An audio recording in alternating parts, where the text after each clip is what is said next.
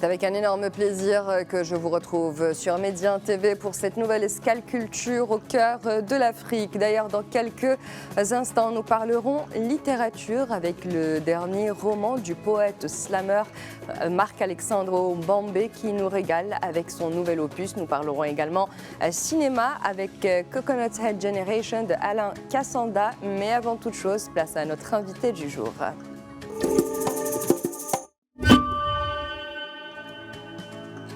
Et aujourd'hui, nous avons l'immense plaisir de recevoir un des plus grands noms du cinéma africain, mais également arabe, une véritable école vivante, une véritable institution. Il se fait d'ailleurs très rare dans les médias. Djilali Farhati est avec nous. Bonjour. Bonjour. C'est un plaisir que de te recevoir aujourd'hui sur le plateau de l'Afrique en culture. Et c'est vrai qu'on a beaucoup de questions à te poser parce que voilà, comme je le disais à l'instant, un des pionniers du cinéma sur notre continent, mais également dans le monde arabe. Et on va revenir un peu à la naissance de votre amour pour le cinéma. Et on le sait que c'est depuis tout enfant. Est-ce que vous pouvez un peu raconter cette histoire qui, je pense, peu de gens connaissent? C'est-à-dire qu'en fin de compte, dès ma tendre enfance, ma famille me surprenait en train de me déguiser, de sortir alors qu'ils sont en train de manger, et je fais le clown devant eux, et ça n'arrête pas. On a beau me réprimander, mais c'était ça où j'allais bouder dans mon coin. Voilà, c'était le début de cet amour qui allait en grandissant pour ce métier d'acteur d'abord, de scénariste, réalisateur, et puis homme de théâtre. Ça a commencé avec le théâtre à la Cité universitaire internationale de Paris, où j'ai fait mes études théâtre, et puis auditeur libre au Théâtre des Nations, à l'Odéon. Donc, j'ai, parallèlement à mes études de lettres et de sociologie, donc j'ai profité pour faire du théâtre au maximum. Donc voilà, je me suis surpris. On m'a un jour demandé comment êtes-vous arrivé au cinéma. Je leur ai dit j'ai pris un ticket pour voir une pièce de théâtre et je me suis retrouvé dans une salle de cinéma. Et c'est vrai que votre cinéma est souvent qualifié de sociologique, de social, et on retrouve beaucoup de poésie dans tous vos films tout au long de votre carrière. Est-ce que vous le faites consciemment, inconsciemment? Pourquoi toujours cette touche poétique? Est-ce que pour vous le cinéma rime forcément avec poésie? C'est votre vision à vous? Non, en fait, j'ai toujours été conditionné par une chose, c'est que d'abord par le fait que je suis fermement convaincu que pour moi, la seule définition que je puisse donner au cinéma, c'est le plus beau mensonge pour dire la vérité. Donc, à partir de là, je me suis un peu axé sur l'humain d'abord. C'est l'humain qui me dictait la forme de le voir, de le regarder, de le fixer, de le saisir dans sa pleine réalité et vérité. Donc, je n'ai jamais, au grand jamais, abandonné cette idée d'être le plus près de mes personnages. Chose que je revendique aussi, c'est la proximité avec mes comédiens. Je veux dire, mes comédiens, s'ils ne sont pas eux-mêmes le personnage, je pense que il y a du travail à faire là-dessus. C'est là où je voulais en venir, c'est le travail avec les comédiens, parce que vous avez une manière particulière de travailler avec les comédiens. Il n'y a pas beaucoup de répétitions. Et comment ça se passe concrètement? Pourquoi avoir choisi cette méthode-là, toute cette liberté aux comédiens? C'est la plus simple qui puisse exister, parce que je pars du principe, et ça, mes amis les plus proches le savent, c'est que si un comédien, j'adopte une démarche contraire, c'est-à-dire si un comédien ne me dirige pas, je ne pourrai jamais le diriger. C'est-à-dire que s'il me fait pas de confidence sur sa quotidienneté, pour que je puisse m'alimenter de son alphabet, pour que je puisse le lire, je ne pourrai pas aller très loin. Et vous êtes également connu pour écrire la plupart de vos scénarios. Et voilà, pour vous, la réalisation et l'écriture du scénario vont ensemble. Est-ce que c'est un peu comme une obligation pour vous? Est-ce que vous ne pouvez pas réaliser les scénarios d'autrui, même si vous l'avez déjà fait, notamment avec l'adaptation d'un livre, mais vous préférez écrire vos scénarios? Pourquoi? Je vais vous dire, j'ai à mon actif, alors qu'il est 10 longs métrages. J'en ai écrit 9 et il n'y en a qu'un seul que j'ai réalisé, c'est Poupée de roseau de Farida Bliazid. C'est elle qui avait écrit le scénario. Donc, pour vous dire que je suis très, c'est pas de l'égoïsme, c'est pas un retranchement sur soi, c'est tout simplement, il y a un monde, chacun a son propre monde, chacun a ses propres réactions à toutes les sensibilités qui nous entourent. Chacun réagit au chaud à sa façon, au froid à sa manière. Donc il est évident que écrire avec quelqu'un d'autre me, me laisse, disons, un peu réfractaire. Donc c'est pour cette raison que j'essaye de rester dans mon monde. Au moins, je n'en voudrais qu'à moi-même pour avoir épousé telle ou telle idée plutôt qu'une autre. Donc voilà, mais c'est loin d'être de l'égoïsme. C'est tout simplement une façon de me protéger et de protéger l'autre, parce que je suis très près de mes sensations. Je veux dire, la sensibilité est une pour tout un chacun. Et qu'est-ce que vous préférez, écrire des scénarios ou réaliser? Bah, c'est-à-dire que ça va tellement de soi que en fait, l'écriture du scénario ou l'écriture à la réalisation sont tout à fait les mêmes démarches. La réflexion est là, qui vous accompagne à toutes les étapes de la fabrication d'un film. Moi, je pense que quand on écrit un scénario, on est c'est vraiment quelque chose de sacré, on n'y touche pas et tout ça. Mais quand arrive la réalisation, on se surprend en train de modifier certaines choses, en train d'altérer certaines écritures, de tels dialogues et tout ça. Et donc, du coup, on remarque que finalement, c'est la réalisation qui devient sacrée au détriment du scénario. Et puis, il y a l'étape troisième et finale, c'est le montage qui est implacable. Le montage, à mon avis, c'est la réalisation définitive et qui est le film définitif. Et d'ailleurs, il y a une très belle actualité qui est en train de voir le jour, de prendre forme enfin, avec un nouveau projet cinématographique, La guerre des 6 mois. Donc, vous l'avez réalisé, vous avez également écrit le scénario. Je pense que c'est la première fois que vous allez en parler dans les médias. Est-ce que vous pouvez un peu résumer le film et pourquoi avoir choisi cette thématique qui vous tient particulièrement à cœur? Voilà, c'est une question un peu piège là, parce qu'en fait, je refuse, j'ai du mal à parler d'une idée de film, c'est-à-dire c'est enlever toute envie de voir aux autres, de voir le film. C'est parce qu'ils savent, ils connaissent l'histoire, alors qu'en fait, une histoire se découvre à travers les images. Elle se découvre pas à travers les dires. Bon, il est évident qu'on nous demande, quand on présente un projet, on nous demande un synopsis, une note d'intention, et où on se vide, on fait des aveux, on raconte tout, alors que la réalisation, c'est tout. Donc, succinctement, c'est des lycéens dans les années 80, l'année du bac, un garçon et une fille, de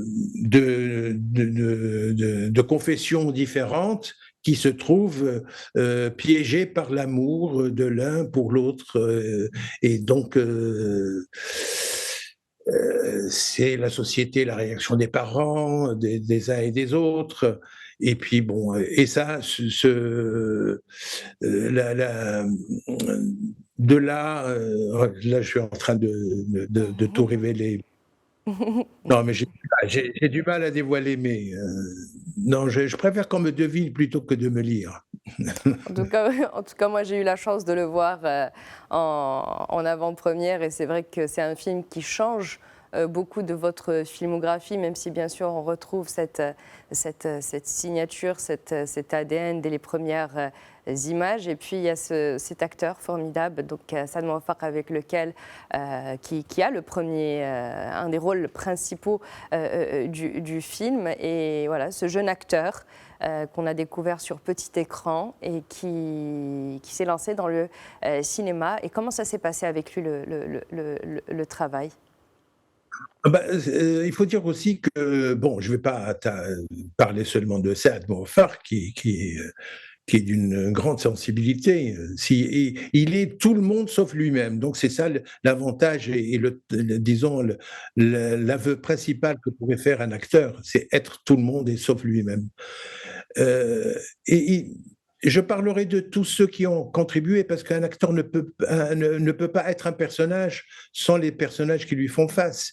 Donc, c'est une part de vérité qui les définit, sont là pour se la partager. Donc, je parlerai donc de Saad Mouafaq, Karim Fethi, de Yousra Bouhmouch,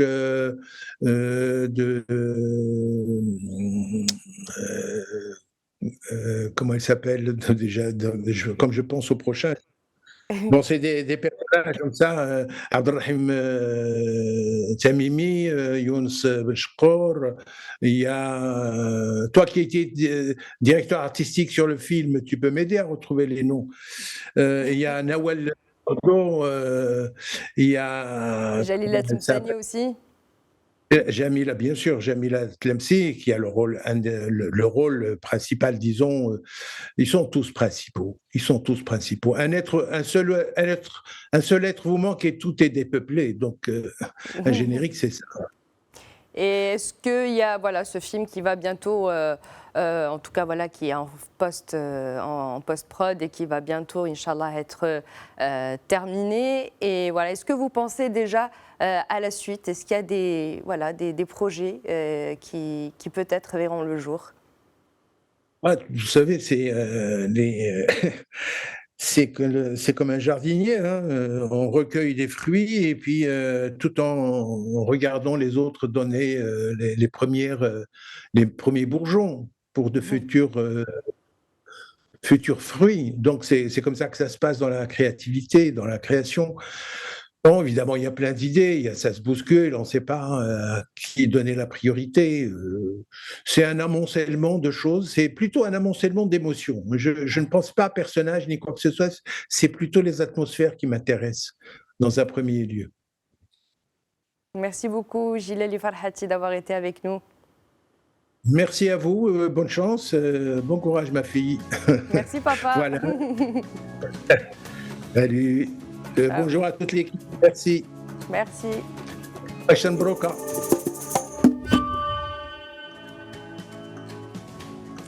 Et après avoir parlé cinéma avec Jilali Farhati, tout de suite, nous parlons photographie. Et pour cet instant culture, donc, focus sur Delphine Diallo, une artiste visuelle et photographe franco-sénégalaise, fille de peintre. Elle baignera dans cette atmosphère artistique toute sa vie. Après des années d'études en communication, elle reviendra à la photographie et consacrera dès lors sa pratique artistique à corriger le manque de représentation de la femme noire dans la société occidentale. Le but étant de mettre en avant le corps de la femme noire, non en tant qu'objet vu comme une conception patriarcale ou encore une figure opprimée. Delphine Diallo œuvre pour proposer une image de la femme nouvelle, désinhibée, une image donc de la femme noire et de sa beauté. Comme elle le dit elle-même, je cite, « Je m'engage à déconstruire le monde patriarcal de la photographie et son obsession de la femme exotique, noire et objet ». On l'écoute tout de suite d'ailleurs. J'ai travaillé avec une collection privée à Manhattan d'un homme américain qui s'appelle Amia. Une collection de masques assez impressionnante. Et c'est lui qui m'a proposé en fait de faire cette série et de pouvoir interpréter les masques de ma manière. Il m'a raconté l'histoire de chaque masque et il me raconte c'est quoi leur rôle de rituel, de passage. Il y a des œuvres, il y a des masques que j'ai choisis, d'autres que j'ai pas choisis par rapport à l'histoire. Et c'est là que j'ai fait une réinterprétation de chaque masque dans mon travail.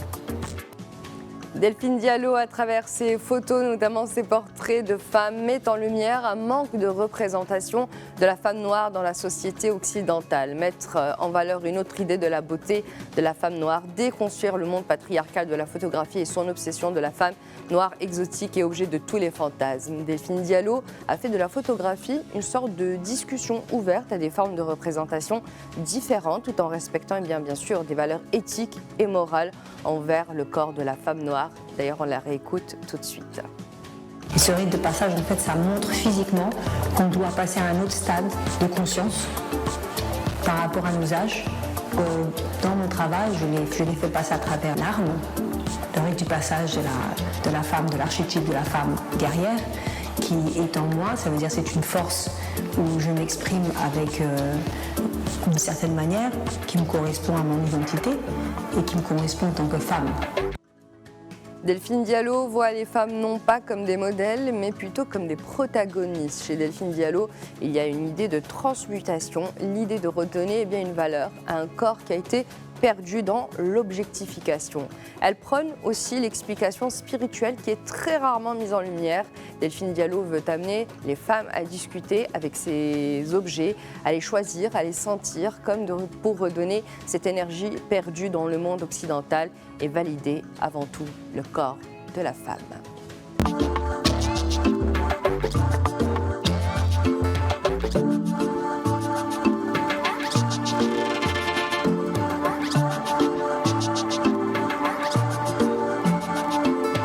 J'ai une passion pour le portrait, le one-to-one, le un-to-un en face du sujet, d'avoir un vrai échange avec le sujet. Je lui donne un espace où elle peut s'exprimer. Donc on va passer beaucoup plus de temps à discuter qu'à prendre la photo.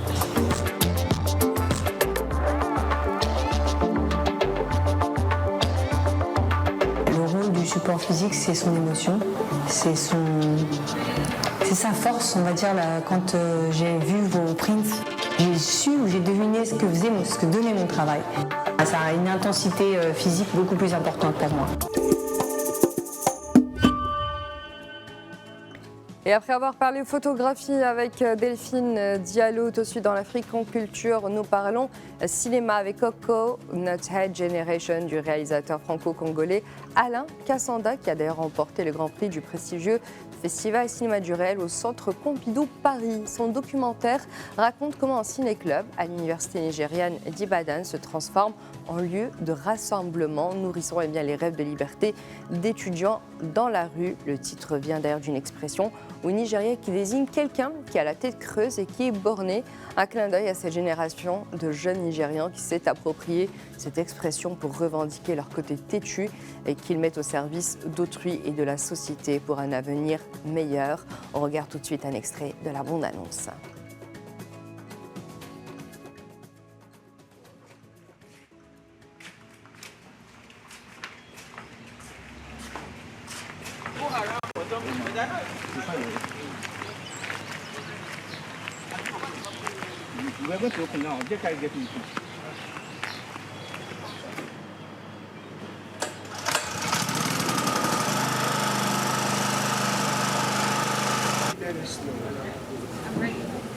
Okay, so welcome everybody once again to TFS. TFS stands for Thursday Film Series. We screen films here, the same venue, every Thursday. It's a movie club where you come, see a film, and afterwards talk about it. And it's an opportunity to learn, expand your horizon, and unlearn some certain things too.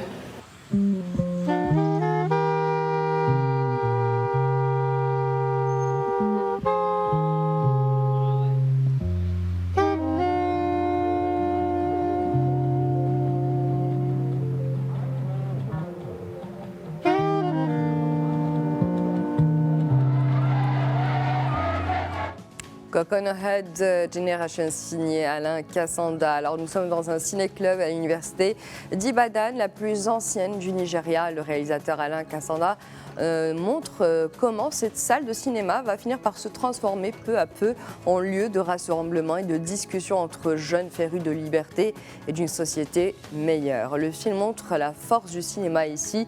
Nous sommes donc dans un ciné-club. Des étudiants peuvent voir des films qui parlent de ce que cela leur fait en tant que spectateurs, mais aussi en tant que citoyens. Chez Alakasanda, eh bien, c'est l'aspect citoyen qui est important. Le premier enjeu du film est de montrer les réalités du Nigeria, pays le plus peuplé du continent africain et la première puissance économique également du continent.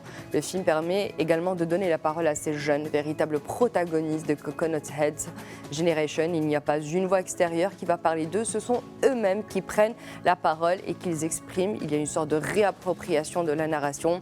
Et ici, on parle donc de la manière dont on peut construire ensemble une société. Ce film est, selon Alakasanda, une construction entre lui en tant que cinéaste et Toby, protagoniste mais aussi cinéaste, dont les images nourrissent le film. Et ce qui est important dans sa démarche, c'est qu'il y a une notion d'égalité entre filmeur et filmé. Coconut Head Generation, donc de Alakasanda, à voir d'urgence.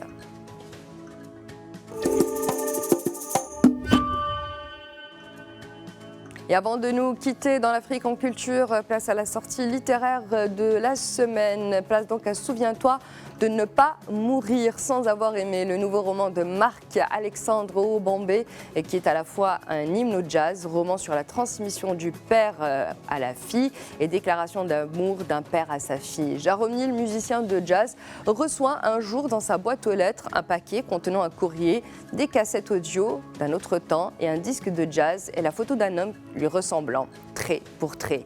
J'ai découvert que mon père était encore en vie le jour de sa mort. Ma mère m'avait toujours tout caché. Alors Jaromil part en quête de cet homme qui n'a pas connu le grand-père de sa fille Indira, à qui il va écrire tous les jours pour lui raconter ce qu'il découvre. Indira, qui elle lui a sauvé la vie, lui qui a failli mourir d'une overdose. Indira, qui est l'amour de sa vie maintenant qu'il est séparé de sa mère Maïcha. Souviens-toi de ne pas mourir sans avoir aimé est un roman de l'héritage et de la transmission. Marc-Alexandre Obambe joue à la fois sur la relation père-fille et écrit avec le rythme du jazz, dont certains morceaux d'ailleurs emblématiques donnent leur titre au chapitre du roman. Il raconte aussi une histoire familiale, il parle de la ségrégation et du racisme et il dit aussi l'espoir et la mort. Après les Lumières d'Oujda, Marc-Alexandre Obambe nous offre une nouvelle facette de son immense talent, poète slam romancier. On l'écoute d'ailleurs tout de suite. Je suis venu au mot par amour, à cause d'un poème de René Char et de la perte d'un être cher, comme une mère je suis. Venu au mot par amour, depuis je parcours le monde, je vais par mots et par mots et je me hâte lentement de faire modestement ma part du colibri de Rabbi. Je me hâte lentement de transmettre modestement ma part de merveilleux, de rébellion, de bienfaisance. Je suis venu au mot par amour. Depuis, j'écris de la poésie comme d'autres plantent des arbres. J'écris de la poésie comme d'autres tentent de l'impossible. J'écris de la poésie comme d'autres chantent.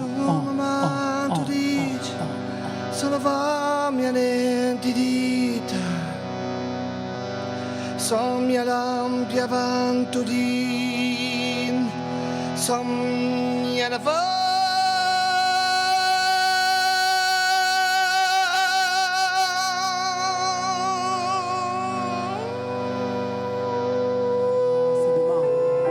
Toi, aimer ces airs dont la négritude est un point fermé, mais peut-être aussi et surtout une main tendue à l'autre, une main tendue à l'autre, une main tendue à l'autre.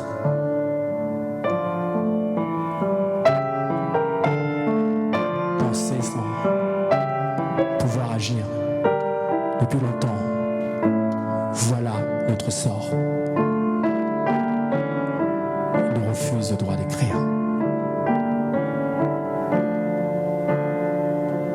Souviens-toi donc de ne pas mourir sans avoir aimé le dernier roman de Marc Alexandro. Bambé, c'est ainsi que se clôture cette nouvelle escale culture au cœur de l'Afrique. Merci d'avoir été avec nous et puis on se donne rendez-vous dès la semaine prochaine sans faute.